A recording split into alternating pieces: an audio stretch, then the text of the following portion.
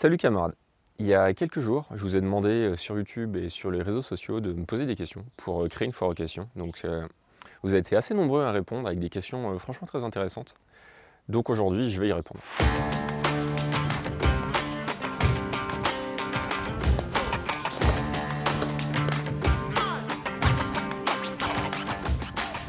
Alors, première question, qu'est-ce qui t'a poussé à chercher à être indépendant du système et à te préparer à l'effondrement? C'est une question de Lexa. Alors, j'ai grandi à la campagne, où tout le monde a un certain niveau d'autonomie. Tout le monde a un poulailler, tout le monde a un potager, tout le monde fait des conserves, quasiment tout le monde a une source d'eau, même si la plupart ne l'utilisent pas. La plupart des gens font leur bois.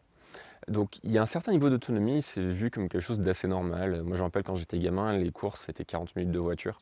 Donc ma mère elle entassait un caddie entier et ensuite on avait de quoi manger pour environ 2 semaines. Et puis on achetait quelques légumes frais pas trop loin si besoin, mais ça s'arrêtait là.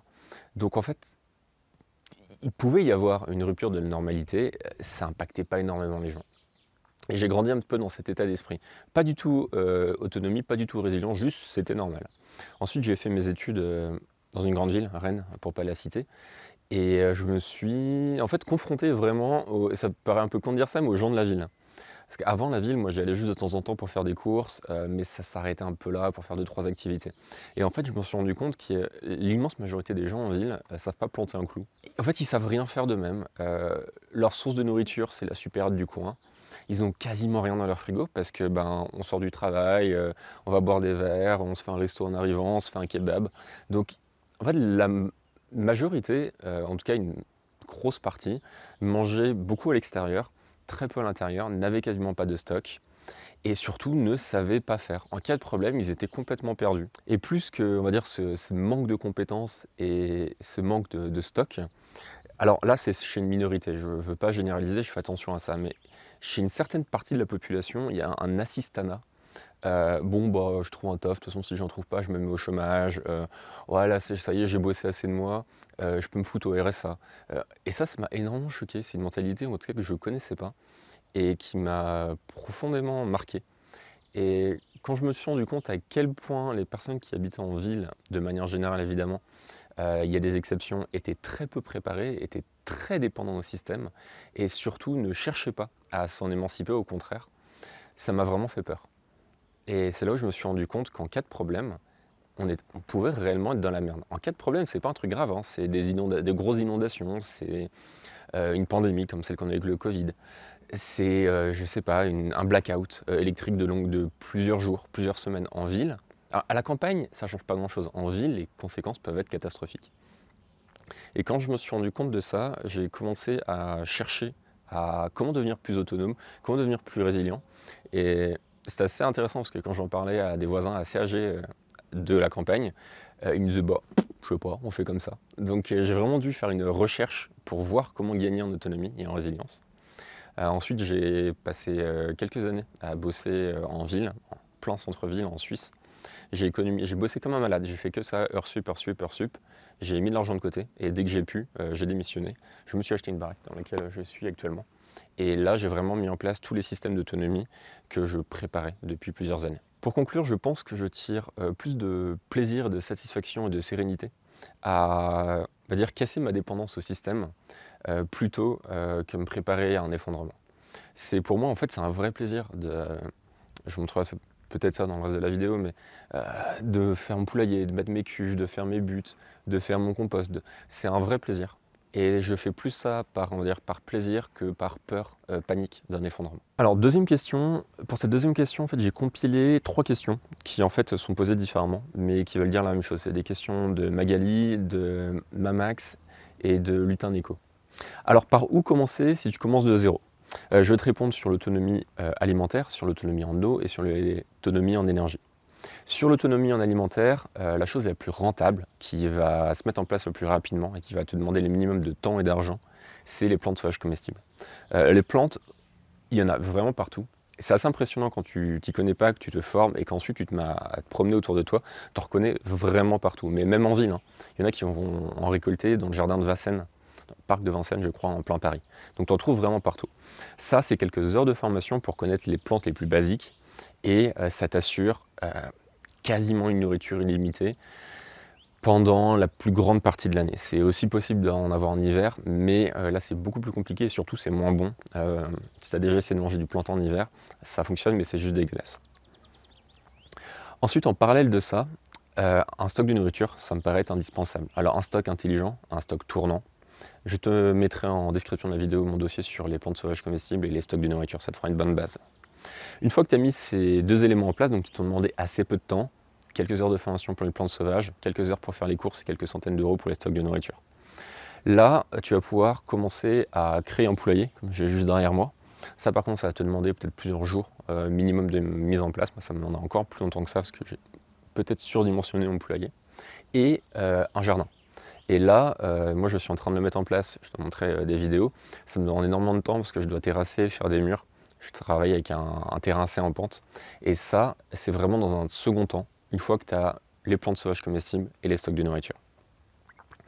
Ensuite, pour l'autonomie en eau, ça c'est clairement le plus facile. Tu t'achètes un filtre, tu te trouves une source d'eau et c'est tout bon. Donc un filtre, moi je te recommande les Berkey. Je vais te mettre aussi un lien pour en acheter en bas de la vidéo. C'est des excellents filtres. Je vais faire une vidéo là-dessus prochainement. Et ce qui est génial avec ça, c'est que... Alors, les prix ont augmenté, mais je crois qu'on revient autour de 400 €. Donc c'est une somme, hein, attention. Mais en gros, 400 €, c'est ce que consomme une famille de 4 personnes en eau potable par an. Donc tu vas vite l'amortir. Mais pour quelques centaines d'euros, tu vas pouvoir être autonome en eau potable en quelques jours. Après, il va te falloir trouver une source. Là, si on parle vraiment... Alors, si on parle d'autonomie au quotidien, il va falloir trouver une source assez abondante, pas trop loin de la maison, avec une eau d'une bonne qualité. Concrètement, récupération d'eau de toit, puits, source, rivière, assez propre. Après, en termes de résilience, n'importe quoi fonctionne. Hein. L'eau de la Seine, ça fonctionne, tu ne vas pas la boire au quotidien, mais en cas de problème, tu la filtres dans un Berkey, ça fonctionne très très bien. Donc l'eau, c'est le plus rapide à mettre en place. Ensuite, pour l'énergie, je vais séparer en électricité et en chauffage. Pour l'électricité, il y a deux choses. Il va déjà falloir réduire sa consommation électrique parce qu'une consommation, on va dire, de famille normale qui ne fait pas du tout attention pour avoir un système solaire et être 100% autonome, ça va te coûter mais vraiment plusieurs dizaines de milliers d'euros et on peut monter à des très très gros montants. Donc la première chose à faire, c'est de descendre ta consommation. Ensuite, ça va être de mettre en place un système photovoltaïque. Ça va te coûter très cher. Pour donner un ordre d'idée, moi ça m'a coûté entre 15 et 20 000 euros. J'ai un gros système, mais ça coûte quand même assez cher. J'ai réussi à faire passer ça en crédit travaux, mais c'est pas toujours évident de faire financer ça. Et ça ne va pas t'assurer une autonomie à 100%. C'est vraiment en fonction de l'ensoleillement. Moi j'ai des batteries, mais même avec des batteries qui sont quand même assez performantes, ben s'il fait pas beau, moi je suis en pleine montagne avec du brouillard toute la journée, ben ça va pas fonctionner. Mais je dirais que l'électricité, c'est pas non plus indispensable dans un point de vue résilience. Là, on est plus sur l'autonomie. Dans un point de vue totalement résilience, si j'ai une coupure d'électricité demain, mon congélateur ne fonctionne plus, mais à part ça, je suis capable de gérer. Donc ça, pour moi, c'est vraiment si tu as les moyens financiers suffisants. Tu peux aussi descendre un petit peu d'un niveau avec les kits solaires portables. Je ferai aussi une vidéo là-dessus dans pas longtemps. Et très grossièrement, c'est une grosse batterie portable et des panneaux solaires que tu peux déplier un peu n'importe où. C'est plutôt été fait pour le camping. Ça ne fonctionne pas pour une utilisation quotidienne, c'est pas fait pour, mais pour en cas de problème, c'est un très très bon entre-deux. Ensuite, pour le chauffage. Pour moi, la seule chose qui fonctionne, si d'ailleurs vous souhaitez me contredire dans les commentaires, ça m'intéresserait de voir vos arguments, mais c'est le bois. C'est la seule ressource qui est abondante, facile à trouver, pas très chère et qui fonctionne réellement. Et ça, pour être autonome en chaleur, il n'y a pas le choix, il faut un poêle. Et ça aussi, un poêle, ça coûte pas forcément très cher, mais soit tu as la chance d'avoir une maison qui est facile à adapter ou qu'il y en a déjà un, soit tu vas devoir faire quand même pas mal de travaux. Je te déconseille fortement les systèmes de poêle à pellets, tout simplement parce que les pellets, tu peux pas les faire toi-même, il faut des machines et le prix est très prohibitif. Je me suis renseigné, ça vaut clairement pas le coup pour un particulier. Et du coup, tu es complètement dépendant d'un système. Donc si tu vises l'autonomie ou même la résilience en étant totalement dépendant d'un système, ça ne fonctionne pas tout simplement. Et d'ailleurs, il y a eu des problèmes, je crois que c'était cet hiver dans certaines régions de France, où beaucoup de personnes ont acheté des poêles et les fabricants de pellets n'ont pas suivi. Donc en fait, des personnes avaient des poêles, mais pas les pellets pour aller avec. Et c'est un peu con quand on vise l'autonomie. J'ai essayé de faire le plus complet et le plus rapide possible, mais j'espère que ça te donne de bonnes pistes pour avancer. Pour pas mal de sujets dont je t'ai parlé, j'ai créé des dossiers, donc tu peux les télécharger en dessous de la vidéo. Ça te permettra d'approfondir. Troisième question, là aussi, j'ai regroupé des questions. Il y a notamment Dylan, Selena, Cillian et Manu. Et ils me posent tous de manière un petit peu différente, mais la question comment se préparer à un effondrement en ville. Alors c'est vrai que j'en parle pas beaucoup, tout simplement parce que je suis plus en ville et que j'ai plus on va dire un quotidien campagne, donc c'est plus facile d'en parler. Alors premièrement, il y a certaines personnes, comme par exemple Selena, qui me disent des conseils ou des astuces pour des personnes vivant en appartement et visant plus d'autonomie. Alors en ville, ça sert à rien de parler d'autonomie. Il y a forcément une ou deux personnes qui vont trouver des contre-exemples, mais c'est complètement isolé et c'est des systèmes qui ne sont pas viables et qui fonctionnent peut-être pour une personne, mais qui ne peuvent pas être répliqués partout. Donc l'autonomie en ville, on arrête tout de suite, ça ne fonctionne pas. Tout simplement parce que pour être autonome, il faut avoir un minimum d'espace, un minimum de ressources à disposition. Là, moi, pour être autonome, je dois avoir une forêt, je dois avoir un grand jardin, je dois avoir un poulailler, ça, c'est pas possible en ville. Alors, du coup, en ville, on ne parle pas d'autonomie, mais on parle de résilience. C'est des choses un peu différentes. De la résilience, c'est des systèmes que tu n'utilises pas forcément au quotidien, mais qui contrebalancent des systèmes que tu utilises au quotidien et qui risquent de ne plus fonctionner. Là, pareil que pour la précédente question, je vais te parler nourriture, eau et énergie. Nourriture, stock de nourriture. Voilà, il n'y a pas d'autre solution. Donc, j'ai un dossier en description de la vidéo, je te laisse le lire, c'est beaucoup plus complet, je ne vais pas m'étendre là-dessus. J'en ai suffisamment parlé sur YouTube. Ensuite, autonomie en eau. La première chose à faire, c'est d'avoir un stock d'eau. Tout simplement parce qu'en cas de problème, tu peux te retrouver bloqué chez toi. En ville, c'est beaucoup plus simple de te retrouver bloqué chez toi qu'à la campagne. Il suffit qu'il y ait des problèmes dans la rue, ça peut être n'importe quoi, et ben tu peux te retrouver incapable de sortir de chez toi. Donc il te faut un stock d'eau. Ensuite, une fois que tu as ton stock d'eau de plusieurs jours en fonction de ton exposition au risque et du nombre de personnes dans la famille, ça va dépendre, par exemple, c'est pas la même chose si tu es dans le nord de la France, on va dire il fait tempéré, ou si tu es dans le sud de la France où il peut faire vraiment très chaud, tu n'as pas la même consommation. Et ensuite, évidemment, plus tu es nombreux dans la famille, tiens, salut toi, plus tu es nombreux dans la famille, plus il faut stocker de l'eau. Une fois que tu as ton stock, tu vas devoir te trouver un filtre. Pour les filtres, je te recommande les Berkey, je t'en ai déjà parlé sur la question d'avant, ça fonctionne extrêmement bien. Ensuite, il va te falloir une source d'approvisionnement en eau. Alors, pour t'approvisionner en eau en ville, c'est pas si compliqué que ça, hein. Toutes les villes sont construites autour des rivières. Tu ne trouveras pas de ville qui n'a pas été construite autour d'un point d'eau, tout simplement, parce qu'il n'y a pas longtemps, les gens récupéraient leur eau dans la rivière et on ne pouvait pas faire autrement pour vivre. Donc, tu as forcément des rivières. Évidemment, l'eau n'est pas terrible, mais c'est une source d'approvisionnement en eau qui se tarit quasiment jamais. Petit conseil par contre, si tu utilises de l'eau de rivière pour filtrer ton Berkey, surtout de l'eau de rivière de ville qui est particulièrement dégueulasse, c'est retirer les particules avant de la filtrer, sinon tu vas très rapidement crasser tes filtres. Donc concrètement, tu prends une passoire, tu mets 2 couches de linge, tu mets ton eau, tu mets un récipient en dessous ou directement ton Berkey en dessous et ça va enlever une grosse partie des particules en suspension. Ensuite, il y a pas mal de fontaines publiques. Dans beaucoup de villes, tu as des fontaines publiques qui ne sont pas très connues, qui sont parfois dans les cours arrière des immeubles, parfois dans des petites ruelles, mais c'est comme ça que ça fonctionnait avant. Donc repérer les fontaines publiques autour de chez toi, c'est également un très très bon moyen de trouver un système d'approvisionnement en eau. Dernière chose, pour compléter la partie sur l'eau, il va te falloir un système pour transporter ton eau. Si tu transportes des bouteilles d'1,5 litre, c'est pas pratique même dans un sac, donc moi je te recommande un jerrycan. Pour la partie énergie, alors, la partie électricité, un système photovoltaïque classique, il y a peu de chances que ça fonctionne, peut-être sur ton balcon, à voir avec ta gérance, ton syndic, mais c'est pas très adapté en tout cas à la majorité. Donc le mieux, c'est d'avoir un système portable. Tu peux retrouver les Jackery et les Goal Zero notamment. C'est pas du quotidien, mais en cas de problème, ça dépanne. Par contre, c'est un certain coût. Un bon système, ça commence, je pense, les plus basses autour de 500 € et ça monte jusqu'à 3005 en fonction de la capacité du système. Ensuite, pour le chauffage, là, ça va être compliqué, je ne te le cache pas, tout simplement parce que les appartements ne sont pas faits pour évacuer les fumées. C'est con à dire, mais même si les anciens appartements ont des conduits de cheminée, la plupart sont bouchés, condamnés, pour éviter qu'il y ait des brouillards qui se forment au-dessus des villes, donc ils ne fonctionnent plus, tu ne peux pas compter dessus. Donc en cas d'urgence, tu peux partir sur des réchauds à gaz ou à essence. Je préfère pas trop m'étendre sur le sujet, parce qu'honnêtement je ne maîtrise pas, mais il faut faire hyper gaffe au rejet, tout simplement. Si tu es dans un espace fermé qui n'est pas aéré, c'est assez dangereux à utiliser. Donc tu peux regarder là-dessus, mais je préfère pas te conseiller sur un système en particulier. Alors quatrième question, c'est une question de Gab qui me dit petite question qui m'intrigue car nous voyons beaucoup de PDF et autres qui tournent autour de toi, entre parenthèses vous peut-être.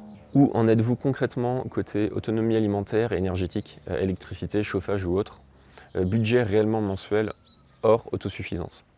Alors, il y a 3 trucs. Je vais d'abord répondre au vous peut-être. Alors oui, effectivement, pour ceux qui me suivent par email, je vous recommande de le faire. Si tu n'es pas abonné, je te recommande très fortement de t'abonner à ma newsletter. C'est là où je communique le plus régulièrement. Le projet APS a bien grandi. Donc là, actuellement, on est plusieurs. Il y a notamment ma sœur qui m'aide pour le cercle APS, qui est notre revue mensuelle. Et ça, clairement, je serais incapable de le faire tout seul. Et il y a d'autres auteurs externes qui écrivent pour le cercle, tout simplement parce que je ne suis pas expert dans tous les domaines. Donc je prends des experts dans leur domaine pour écrire pour le cercle.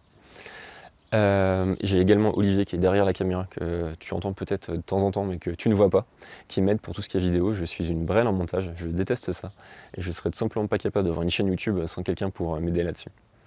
Ensuite, je vais reprendre la dernière question. Budget réellement mensuel. Très honnêtement, je calcule pas trop. Tout simplement parce que j'ai des mois où je dépense quasiment rien. Quand je mange des plantes sauvages comestibles ou des choses comme ça. Quand mes panneaux solaires tournent bien. Donc c'est des mois avec un budget vraiment très très bas. Et j'ai d'autres mois où je dépense énormément, tout simplement parce que j'ai des grosses dépenses pour des travaux ou pour un nouveau système. Voilà. Donc je ne suis pas capable de répondre à ça. Ce serait intéressant de voir, mais je préfère attendre quelques années pour vraiment faire les comptes. Je t'explique pourquoi. Alors, où j'en suis vraiment niveau autonomie? Alors, c'est une question qui est très intéressante et j'ai pas envie de te dire tout simplement où j'en suis là maintenant, mais j'ai envie de t'expliquer comment j'ai fait pour en être là, où j'en suis évidemment, et surtout où je me vois dans quelques mois, années, et en fonction de quelles conditions. Alors, je vais commencer comme d'habitude, nourriture, eau et électricité. Alors, pour la nourriture, j'ai acheté cette ferme il y a 2 ans et demi maintenant environ, et il y avait beaucoup de travaux de rénovation, des travaux d'intérieur, il y avait des toitures qui fuyaient, des cloisons à refaire, donc il y avait beaucoup de travaux de base. Et un potager, ça demande énormément de temps. Donc là, pour l'autonomie alimentaire, je suis parti au plus simple, et j'ai complété ma formation en plantes sauvages comestibles. Donc l'été, j'ai mangé beaucoup de plantes sauvages comestibles, et j'avais en parallèle, j'ai toujours en parallèle, un stock de nourriture. Des exemples de plantes que tu as bouffées cet été? Alors ici, on a pas mal de rumex alpin autour de chez moi, surtout dans les champs où vont les vaches. On a beaucoup d'orties, énormément, c'est la plante la plus basique, mais pour moi, c'est la plante la plus intéressante. Si tu dois en connaître qu'une, celle-ci. Ensuite, on a tout ce qui est pissenlit. On a du lierre terrestre, pas mal d'égopodes, mais l'égopode il est un peu plus bas, il pousse pas naturellement à mon altitude, donc je dois descendre un peu. Et d'ailleurs je l'ai planté cette année dans le jardin pour voir si ça fonctionne, si je l'impose au système, et pour m'éviter de faire un quart d'heure de marche pour aller en chercher. Donc ça, c'était jusqu'à assez récemment. Ensuite, en fin d'été dernier, j'ai installé un poulailler. Donc j'ai mis pas mal de temps parce que je voulais un gros truc pour avoir pas mal de poules, et surtout parce que j'ai eu de gros problèmes avec les renards, donc ça m'a pris pas mal de temps de trouver un système qui fonctionne bien.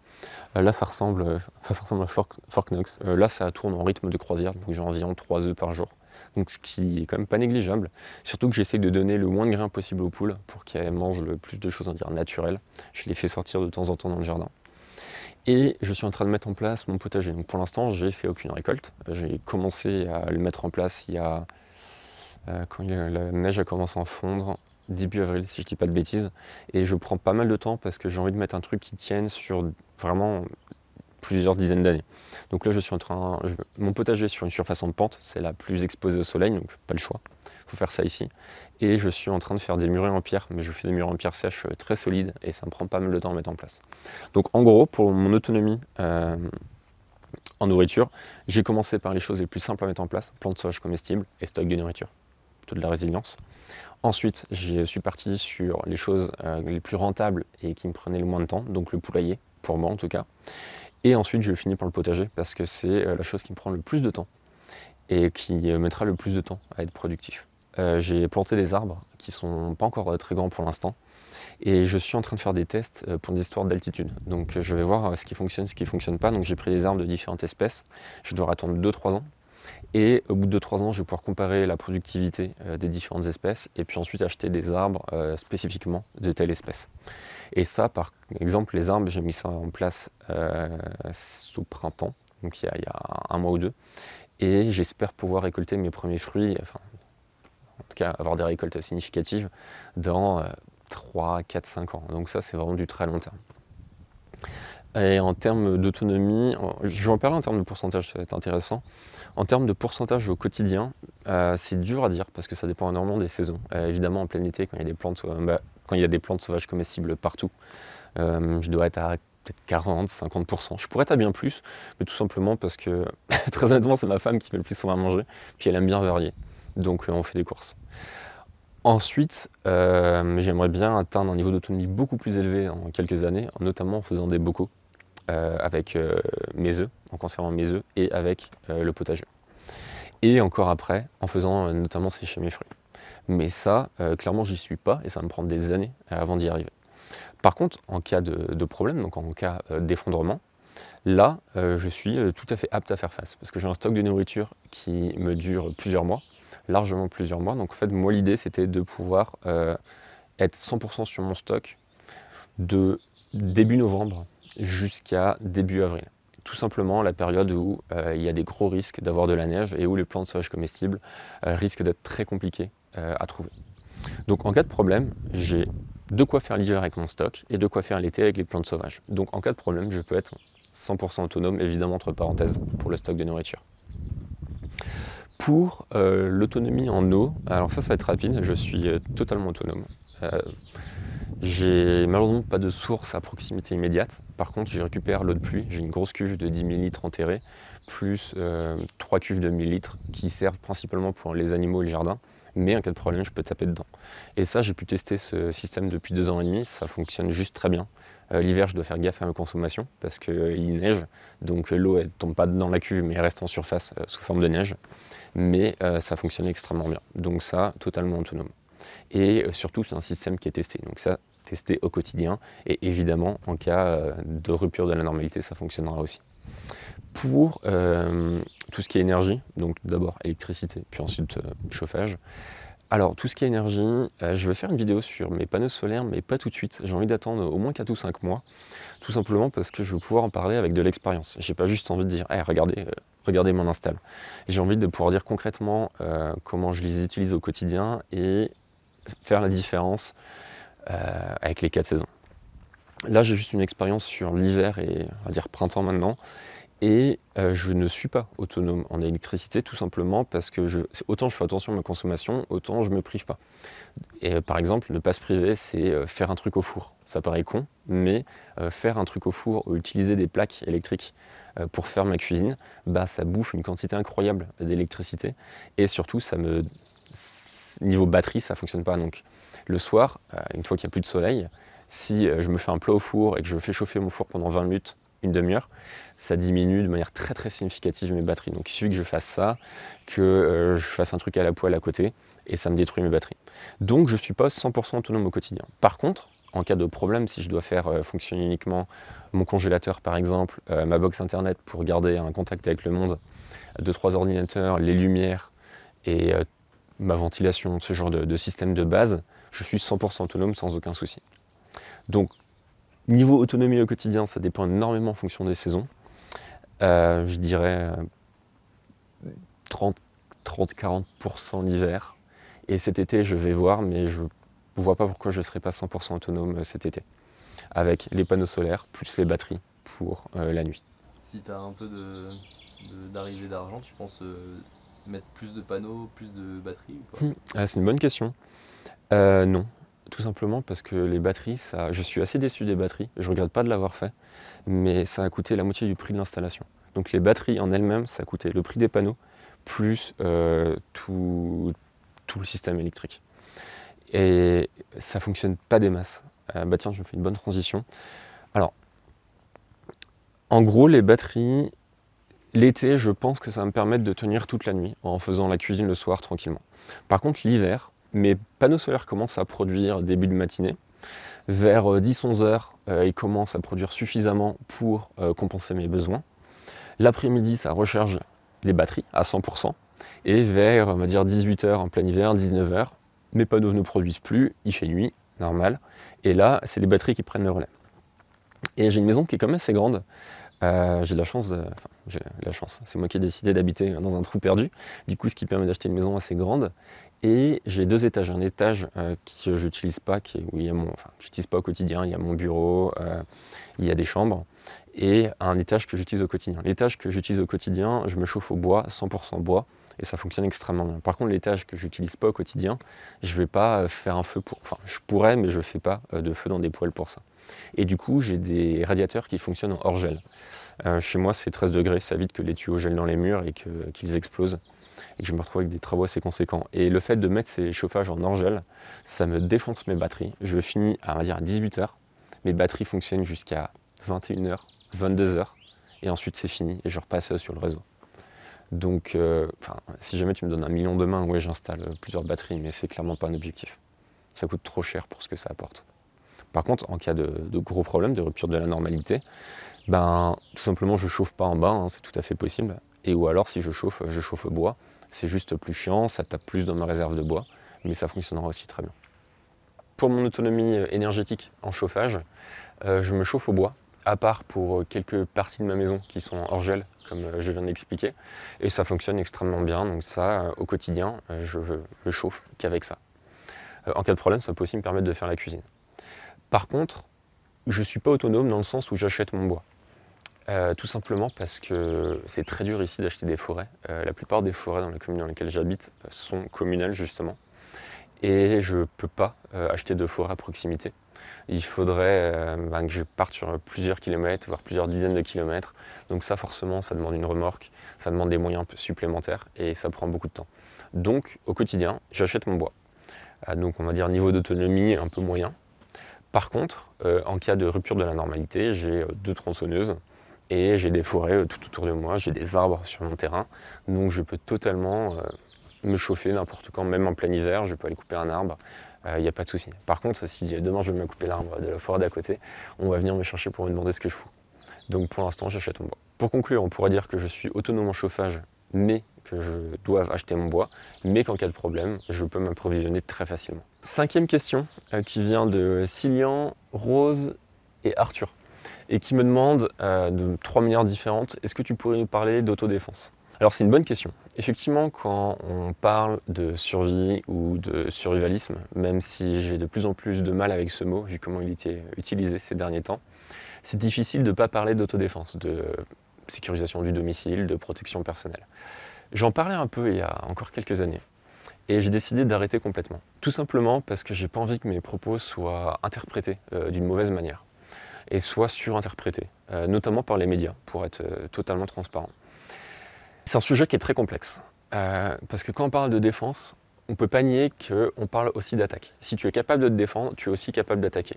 Quand on parle d'arme à feu, moi je pratique le tir sportif, mais une arme à feu, à la base, c'est pas fait pour le tir sportif, c'est fait pour tuer. Personne ne peut le nier, c'est fait pour ça. Et je m'estime pas avoir on va dire, l'expérience suffisante pour en parler de manière à ce que mes propos ne puissent pas être détournés par quelqu'un qui souhaite tout simplement faire le buzz, s'attaquer aux personnes qui sont dans l'autonomie ou tout simplement me nuire. Donc j'ai décidé de ne plus en parler du tout. C'est pas pour autant par contre que je ne vais pas parler d'autodéfense dans quelques semaines, quelques jours même. Je vais sortir une formation vidéo que j'ai tournée avec Franck Ruppert sur la self-défense, mais qui est orientée plus agression du quotidien. Donc concrètement, tu te fais agresser dans la rue, comment tu réagis. Et la formation n'est pas basée sur mettre KO le mec, mais est basée sur comment gérer une agression. Et 90% de la gestion d'une agression, c'est éviter une agression. Donc ça passe par les endroits dans lesquels tu vas, ton attitude, tes gestes, tes paroles. Et en dernier recours, une action physique.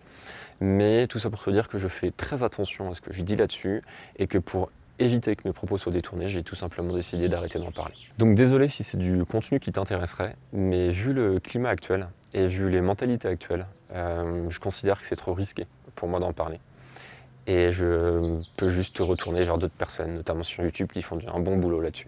Alors là, je viens de finir les 5 premières questions. C'était les questions, on va dire, les plus longues, en tout cas qui demandaient les réponses les plus détaillées. Les 5 prochaines, ça va être beaucoup plus rapide et aussi un petit peu plus léger sur les sujets. Question numéro 6 de Venox qui me dit « N'y a-t-il pas un risque de s'isoler socialement en tentant d'arriver à une certaine autonomie ?» Si, clairement. Et c'est une question assez intéressante dont on ne parle pas trop. Je vais te prendre mon exemple. Avant, quand j'habitais en ville, je voyais très souvent mes amis autour d'un apéro, autour d'un barbecue, juste pour se voir comme ça. C'était beaucoup plus simple. Maintenant que je suis à la campagne, j'habite assez loin de la ville et forcément, c'est pas le même effort pour venir. Déjà, il faut une voiture. Et ensuite, même si tu as la voiture, il faut 1 heure de route, un peu plus peut-être, selon où ils habitent. Donc forcément, ils viennent moins. Par contre, quand ils viennent, c'est pour passer plus de temps. C'est pour passer une soirée, un week-end, voire plus. J'ai la chance d'avoir une maison assez grande, donc ils peuvent dormir ici. Mais évidemment, ça te coupe socialement. Après, ça, je dirais, c'est la coupure géographique. Ensuite, il y a aussi une coupure en temps de disponibilité. Alors, depuis que je suis ici, je passe mon temps à faire des trucs pour améliorer mon autonomie. Par exemple, dès que j'ai un moment, en ce moment je suis sur mon jardin, je dois m'occuper de mes poules, j'ai encore des rénovations à faire. J'ai commencé à retourner une partie de mon compost, j'ai pas eu le temps de finir. Il y a mes arbres fruitiers dont je dois m'occuper. En fait, dès que j'ai un moment, je le consacre à mon autonomie. Et ça, forcément, ça réduit mes contacts sociaux. Et oui, effectivement, il y a certains amis que je vois beaucoup moins. J'ai beaucoup moins aussi d'interactions, on va dire, au hasard. Je rencontre beaucoup moins de gens, tout simplement, parce que je préfère me concentrer sur les amis auxquels je tiens, plutôt qu'essayer de découvrir de nouvelles personnes, parce que j'ai un temps assez limité à leur consacrer. Ça, il faut être réaliste. Après, il y a des personnes qui partent dans un niveau d'autonomie qui est un peu extrême, on va dire, et qui se mettent à rejeter les personnes qui ne sont pas dans cette démarche d'autonomie. Ça, c'est pas mon cas. J'ai des amis qui habitent en plein centre-ville et ça leur convient très bien, ils n'ont pas envie de changer de place. La plupart, je les ai quand même convaincus de faire un sac de nourriture, mais ça s'arrête là et ils n'ont pas envie. Et puis moi, ils me disent, mais qu'est-ce que tu te fais chier, quoi. C'est super beau où tu habites, mais le boulot de fou, enfin, t'as que ça à foutre. Et ils ne comprennent pas. Et pourtant, c'est toujours des amis que je vois régulièrement. Donc, moi, je te déconseille en tout cas de te mettre dans un milieu de gens trop comme toi et de t'isoler, on va dire, de la communauté locale. Tout simplement aussi parce que c'est pas bon pour ton autonomie. Si tu te mets à te couper de tous tes voisins sous prétexte qu'ils pensent pas comme toi, tu vas pas aller très loin en autonomie. Tu peux pas, enfin en tout cas c'est difficile d'avoir un projet d'autonomie cohérent uniquement sur ton terrain, uniquement avec ta famille ou ton cercle proche. Alors question 7, une question de Minute Maid et de Alex qui me demandent en gros des conseils pour une autonomie en électricité. Comme je l'ai déjà dit, j'attends 4 saisons, en tout cas 3 saisons, pour vous parler de mon système électrique, pour vraiment, on va dire, avoir de l'expérience dessus et vous faire un retour le plus cohérent possible. Mais en tout, je vais sortir 3 vidéos. Une première vidéo sur les kits solaires nomades, concrètement en cas de déplacement, donc randonnée, trek, rupture de la normalité. Deuxièmement, je vais sortir une vidéo sur les kits solaires nomades, donc c'est des grosses batteries et des panneaux solaires portables. Mais ça, c'est plus en cas de déplacement en véhicule ou si tu n'as pas d'installation solaire fixe. Mais ça, j'attends de pouvoir en tester un, tout simplement parce que je n'ai pas les moyens financiers d'en acheter un pour l'instant et ce n'est pas une priorité, vu que j'ai un système solaire fixe qui fonctionne très bien également. Et enfin, une troisième vidéo sur les systèmes photovoltaïques fixes. 8e question de Osama Ilalel, désolé si je le prononce mal, qui me dit « Tu continues à te dédier au potager malgré l'existence des plantes sauvages. Quels sont les avantages et les inconvénients des deux ?» Alors c'est une très bonne question. Les plantes sauvages comestibles, c'est extrêmement rapide à apprendre et c'est très simple à récolter. Par contre, ça fonctionne extrêmement bien sur une partie de l'année en fonction de ta zone géographique, mais c'est plus difficile sur une autre partie de l'année et ça ne se conserve pas extrêmement bien. J'ai fait quelques tests en lactofermentation, en tout cas chez moi ça n'a pas fonctionné, donc je ne suis pas très convaincu pour le stockage long terme. Le potager par contre ça prend un temps de fou, surtout si comme moi tu dois faire du terrassement, ça prend des années à apprendre parce que c'est pas la même chose de planter un légume et de le faire grandir à différents stades que de te promener et cueillir quelques plantes. Donc mon potager ça m'a demandé des dizaines d'heures d'efforts de mise en place, clairement. Et ça va me demander des années d'apprentissage. Par contre, une fois que ça tournera, surtout de manière un peu automatique, parce que je vais beaucoup miser sur légumes perpétuels, ça va me permettre de stocker plus facilement ma nourriture. Donc pour moi, c'est une optique plus long terme avec le potager. Et les deux se complètent très bien. Je dirais qu'en plein été, je vais manger beaucoup de plantes sauvages comestibles. Ensuite, je vais faire mes récoltes au potager, je vais conserver mes récoltes au potager et quand j'aurai plus beaucoup de plantes sauvages comestibles autour de moi, je vais partir sur mes récoltes de potager. Donc c'est des systèmes assez complémentaires. Alors, neuvième question qui m'a assez surprise, surtout que vous êtes au moins 4 à me l'avoir posée. Il y a Parcival, il y a Emma, il y a Digogo, et il y a encore une autre personne dont j'ai pas pris le pseudo, et qui me disent quelle est la zone géographique française la plus adaptée pour devenir autonome. La question de l'endroit idéal m'intéresse aussi. Quel endroit idéal? En fait, il n'y a pas vraiment d'endroit idéal. Je ne vais pas dire c'est la Meuse, telle partie de la Meuse, tu dois absolument aller là-bas. En fait, ça dépend des ressources à disposition. Donc pour moi, les projets d'autonomie les plus simples, c'est les projets d'autonomie où tu as le plus... C'est quand même la Meuse la meilleure région. Un peu de chauvinisme. Ce que je te recommande, c'est d'éviter les endroits extrêmes en termes de température, en termes de saison. Par exemple, tout en haut d'une montagne, moi je pense que je suis à la limite en termes d'altitude, je suis à 1200. À 1500, 1600 mètres, ça ne fonctionne pas. La saison est trop courte, il fait trop froid. Ça ne jouera pas pour ton autonomie alimentaire. Par contre, dans le cas extrême, sud de la France, sur une colline sans source d'eau, ça ne fonctionnera pas non plus parce qu'il fait trop chaud et tu n'as pas assez d'eau. Donc il faut trouver un juste milieu entre tout ça. Et tu peux très bien avoir un endroit qui n'est pas du tout adapté à l'autonomie et 10 km plus loin, un endroit qui est incroyable pour l'autonomie. Voilà. Après, si tu peux te déplacer, par exemple si tu fais du télétravail ou si tu as ton compte ou autre, en tout cas si tu n'as pas besoin d'aller à un endroit précis pour travailler, dans ce cas-là tu peux partir dans les endroits les moins attractifs de France, comme la Meuse peut-être, en tout cas dans les moins chers. Et dans ces cas-là, tu peux investir plus facilement, par exemple dans des panneaux solaires, dans un puits, dans les rénovations de ta maison. Et là, tu peux gagner des années dans ton projet d'autonomie. Dixième question, il y a un tracteur qui vient de passer, qui tourne toujours dans le coin, donc désolé pour le son. Sur les outils, pareil, c'est une question qui m'a surpris. ISN qui me dit les outils importants quand on est dans la nature. Lily qui me dit comment fabriquer ces outils à partir de rien. Et une autre personne, j'ai pas pris le pseudo, les marques de tes outils, équipements, sacs, etc. Alors là, je ne suis pas certain de savoir ce que vous souhaitez que je vous apporte comme réponse, donc je veux bien que vous précisiez dans les commentaires si vous voulez que je vous présente mes outils, si vous voulez parler vraiment de matériel de bushcraft. Pas de matériel de bushcraft avec plaisir. Parler de mes outils, en fait honnêtement je les utilise au quotidien, donc je ne sais pas trop ce que je pourrais vous dire, comment fonctionne une scie, un marteau, une pince, une scie circulaire. Si ça vous intéresse, avec plaisir pour faire une vidéo là-dessus, mais je suis pas sûr que je vous apporterai beaucoup de plus-value là-dessus. Mais je lirai vos commentaires avec attention et je ferai peut-être une vidéo là-dessus. 11e question sur la préparation des enfants en bas âge. Alors, la préparation des enfants. Lila me demande bas âge, me dit des ados et des enfants, et Guillaume me dit enfants en bas âge. Alors, sur cette question, je ne vais pas parler de mon expérience personnelle, mais plutôt de ce que j'en pense et de ce que j'ai vu autour de moi. Tout simplement parce que mon fils a 4 mois et à cet âge-là, tu ne prépares pas grand-chose. Je suis plus dans les couches qu'autre chose actuellement. Alors, je dirais que la première chose à faire, c'est les habituer à la nature. C'est les faire sortir dehors et c'est leur faire faire des trucs, leur faire faire des cabanes, des feux, du camping, aller récolter des plantes sauvages comme ici, mais en fait les faire un peu vivre dans la nature. Ça va leur permettre d'avoir l'habitude d'y évoluer, de s'y sentir bien. Et j'ai parlé au tout début, la première question c'était sur la ville. Quand je suis du coup parti en ville pour mes études et mon boulot, j'ai invité plusieurs fois des amis du coup que je me suis fait en ville, qui avaient grandi en ville, chez moi à la campagne. C'est un sketch. Hein. Les mecs, ils glissent sur un crottin de cheval, il y a un cheval qui arrive vers eux, ils flippent, ils sont pas capables d'utiliser une hache, il y en a un, il va vous couper un bout de bois à la hache. Franchement, j'ai cru que sa main allait y passer. Quand tu as quelqu'un qui a vécu en ville en permanence et que tu le mets dans la nature, généralement c'est une catastrophe et il faut beaucoup de temps pour qu'il ne se place pas lui-même en fait, tout simplement. Donc c'est les mettre dans la nature. Ensuite, faire ça sous forme de jeu. Si tu commences à préparer tes enfants en mode un peu évacuation un peu extrême, je pense que ça va bloquer parce que ça va les faire chier. Tandis que si Sylvestre, un très bon ami, que je vois régulièrement, lui ce qu'il fait c'est qu'il fait des chocolats chauds dans les bois avec ses enfants.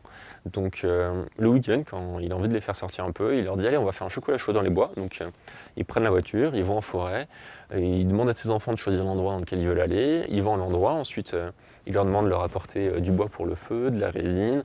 Il fait son feu, il leur apprend à utiliser un fire steel. Ensuite, une fois que le feu est pris, il leur fait un chocolat chaud. Il a même fait une pizza une fois. Ensuite, ils dorment sur place si les enfants ont envie. Et ça se passe, en fait, c'est un moment hyper convivial, sympa en famille et surtout pas forcé. Si ces enfants en ont marre, s'ils commencent à se mettre à pleurer, s'ils veulent rentrer, il les prend et puis il les rentre. Et ce qui fait que pour ces enfants, sortir en forêt, c'est un plaisir et c'est pas une contrainte. Donc ça, je dirais que c'est la deuxième chose. Et la troisième chose, faire du sport. Et puis du sport adapté à la nature, de l'escalade, de la course à pied, du vélo. Ça, c'est des sports qui renforcent le corps et qui peuvent être très intéressants. En tout cas, dans une optique d'autonomie et de résilience. Voilà pour les enfants, je t'en parlerai plus dans ces prochaines années, mais c'est plus à horizon 4-5 ans que ces prochains mois. En tout cas, j'ai hâte de découvrir ça et j'ai hâte de tester ma théorie en pratique. Écoute, ben, voilà pour cette vidéo, ça m'a fait plaisir. Attends, mais t'as pas pris la question sur le maté? C'est hyper important ça. Pourquoi de l'herbe à mater? C'est vrai qu'il y a 3 personnes qui ont posé cette question uniquement sur Instagram, je sais pas pourquoi, mais j'ai eu une trentaine de questions sur Telegram, une trentaine sur YouTube, et aucun m'a posé de questions sur le maté. Instagram, 3 personnes sur le maté, tout simplement parce que j'adore ça. J'ai fait un voyage en Amérique du Sud assez long, il y a quelques années, et j'ai découvert ça là-bas. Je trouve que c'est un excitant, un peu comme le café, mais qui fonctionne mieux que le café. Le café, pour moi, en tout cas sur mon organisme, c'est en dents de scie. Je bois un café, je suis excité, ensuite je redescends, je suis pas très bien, et c'est comme ça. Le maté, c'est plus linéaire, c'est plus des courbes, et je trouve que c'est la sensation est plus agréable. Après, le goût est clairement moins bon que le café, mais la sensation d'excitation qui est recherchée quand tu bois du maté est plus agréable.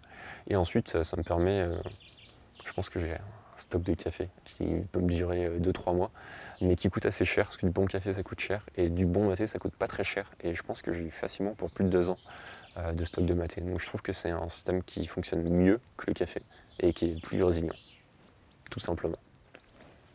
Alors c'est tout pour cette vidéo. J'ai l'impression que ça fait un bon moment que je parle, j'ai aucune idée du temps final de la vidéo une fois montée. En tout cas, moi, je prends beaucoup plaisir à voir vos questions. Il y en a aussi quelques-unes qui me remettent en question sur mon projet, et ça m'intéresse pas mal d'y réfléchir et de du coup, partager ma philosophie là-dessus. Merci de m'avoir suivi. En description de la vidéo, je vais te mettre les différents dossiers PDF dont je t'ai parlé, un lien pour Berkeley, un lien pour ma newsletter, et je te dis à bientôt camarades.